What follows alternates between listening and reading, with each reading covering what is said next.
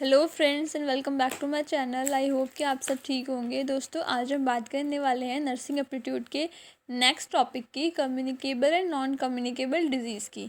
तो आइए स्टार्ट करते हैं वीडियो। सबसे पहले हम बात करेंगे कम्युनिकेबल डिजीज़ हमारी होती क्या है। A disease that is spread from one living thing to another. ऐसे डिजीज़ जो हमारी एक लिविंग थिंग से दूसरे तक या थ्रू द इन्वायरमेंट हमारी क्या करती है, ट्रांसमिट होती है, इसे बोलते हैं कम्युनिकेबल डिजीज़। अब कॉजेज़ की बात कर लेते हैं कि इसके क्या क्या कारण होते हैं कम्युनिकेबल डिजीज़ के। तो pathogen, organism that causes disease, ऐसे मतलब ऑर्गेनिज्म जो हमारी डिजीज़ कॉज करते हैं। दूसरा आता है पैथोजन जो हमारे इंक्लूड होते हैं इसके अंदर, वो क्या होते हैं, वायरसेस होते हैं, बैक्टीरिया होते हैं, फंगई होते हैं, प्रोटोजोअन्स होते हैं और रिकेट्सिया। वही बात करें इन्फेक्शन की, तो ये क्या होती है, condition that occurs when pathogen enter the body. ऐसी कंडीशन होती है जब हमारा पैथोजन जो है बॉडी के अंदर एंटर कर जाता है, मल्टीप्लाई कर जाता है और डैमेज करता है हमारे बॉडी के सेल्स को। उसको बोलते हैं हम इन्फेक्शन। तो हमारे कॉजेज हैं कम्युनिकेबल डिजीज़ की, कौन, पैथोजन्स। अब बात करते हैं कम्युनिकेबल डिजीज़ ट्रांसमिट कैसे होती है। डायरेक्ट कॉन्टैक्ट, इनडायरेक्ट कॉन्टैक्ट और एयरबॉर्न ट्रांसमिशन से होती है हमारी। तो फर्स्ट बात करते हैं डायरेक्ट कॉन्टैक्ट। डायरेक्ट कॉन्टैक्ट में क्या आता है कि हम टच करते हैं, बाइटिंग हो गई हमारी, किसिंग है, सेक्सुअल कॉन्टैक्ट है, ये सारे क्या हमारे डायरेक्ट कॉन्टैक्ट होते हैं। इनडायरेक्ट कॉन्टैक्ट की बात करें तो कंटामिनेटेड ऑब्जेक्ट, मतलब कोई ऑब्जेक्ट कंटामिनेट है हमारा, उसको हमने टच कर दिया है। वेक्टर्स है हमारे से, मस्क्यूटो जो हमारे पास पैथोजन पर्सन टू पर्सन, ये हो गया। वाटर या फूड, ये हमारे क्या है, इनडायरेक्ट कॉन्टैक्ट है। वहीं बात करें एयरबॉर्न ट्रांसमिशन की, तो हमारी स्नीजिंग या कफिंग, ये क्या हमारा एयरबॉर्न ट्रांसमिशन है कम्युनिकेबल डिजीज़ का। अब बात कर रहे थे इसकी स्ट्रेटजीज़ क्या होंगी हमारी प्रिवेंशन की कम्युनिकेबल डिजीज़ की। सबसे पहले क्या है, वॉशिंग हैंड्स। हमें हमेशा अपने हैंड्स को प्रॉपरली वॉश करना चाहिए, स्पेशली जब हम कुछ खा रहे हैं तो। हैंडलिंग फूड प्रॉपरली, हमें फूड को अपने अच्छे से प्रॉपरली हैंडल करना चाहिए, कभी भी हमें से खुला रखा हुआ फूड नहीं खाना चाहिए। और स्ट्रीट फूड खाते समय तो हमें बहुत ध्यान रखना चाहिए कि ऐसे जगह से हम फूड ना खा रहे हो जहाँ पे बहुत गंदगी हो या फिर फ्लाइज हो। ईट अ बैलेंस डाइट, हमें हमेशा एक बैलेंस डाइट लेनी चाहिए। अवॉइड शेयरिंग ईटिंग यूटेंसिल्स, हमें ज़्यादातर अपने खाने वाले बर्तन को कम से कम शेयर करना चाहिए। प्रैक्टिस एब्सटिनेंस, और हमें एब्सटिनेंस प्रैक्टिस करनी चाहिए। दोस्तों, बात कर लेते हैं कुछ कॉमन कम्युनिकेबल डिजीज़ हमारी कौन कौन सी हैं।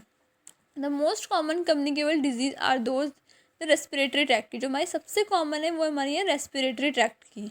Common cold, influenza, pneumonia, strep throat, tuberculosis, hepatitis A B and C, mononucleosis, measles, ये सारी क्या है हमारी रेस्पिरेटरी ट्रैक्ट। अब बात करते हैं एमर्जिंग इन्फेक्शंस की। Communicable disease whose incidence in humans has increase with in the past 2 decades. ऐसे डिजीज़ जिनका जो जो हमारी डिजीज़ हमारी पास्ट 2 डिकेड्स से ज़्यादा होने लगी है ह्यूमंस में और थ्रीट करती है लाइफ को, वो कौन कौन सी है, लाइम हो गई, एड्स है और मलेरिया हमारा। अब बात करते हैं नॉन कम्युनिकेबल डिजीज़ की।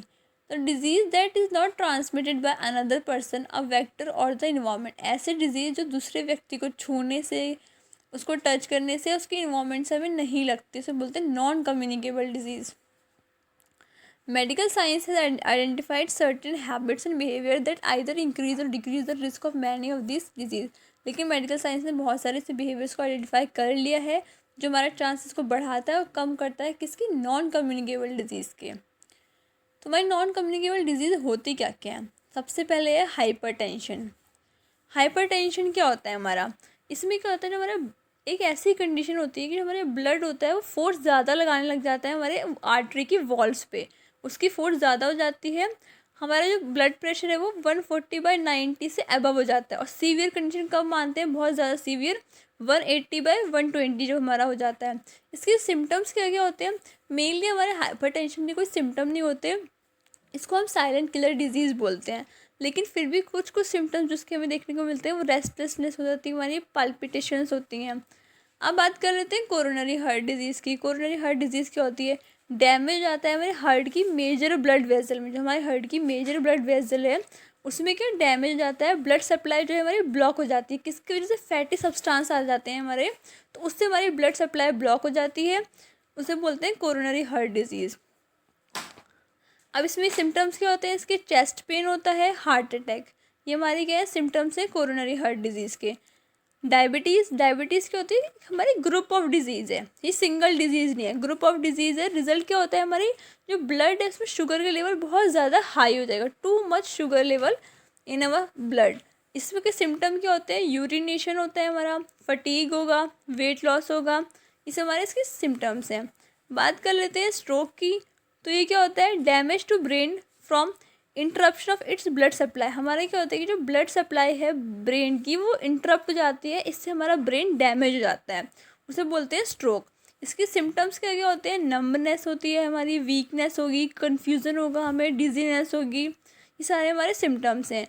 मैलिग्नेंसी क्या होती है, हमारे जो कैंसरस सेल्स हमारे प्रेजेंस होना हमारे कैंसरस सेल्स की, और उनमें एबिलिटी होना कि वो स्प्रेड कर सकते हैं हमारे नियर बाय टिश्यूज़ को। इसमें इसके जो हमारे साइन एंड सिम्टम्स है वो क्या होते हैं, फटीग होगा, लम्प्स होंगे हमारे, एबनॉर्मल ब्लीडिंग होगी।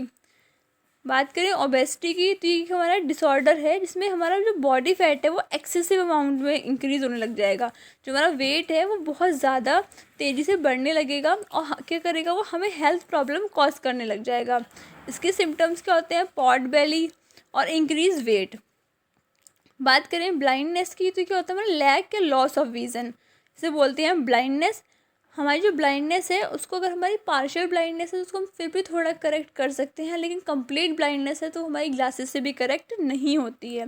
सिम्टम क्या होते हैं, क्लाउडी विज़न, शेडोज़ दिखेंगे हमें, टनल विज़न होगी हमारी। साइकेट्रिक डिसऑर्डर्स क्या होते हैं, हमारे मेंटल इलनेस होती है, कुछ डिसऑर्डर्स है हमारे, जैसे डिप्रेशन है, एंग्जाइटी डिसऑर्डर है, बाइपोलर डिसऑर्डर है, ये सारे क्या है हमारे साइकेट्रिक डिसऑर्डर्स हैं।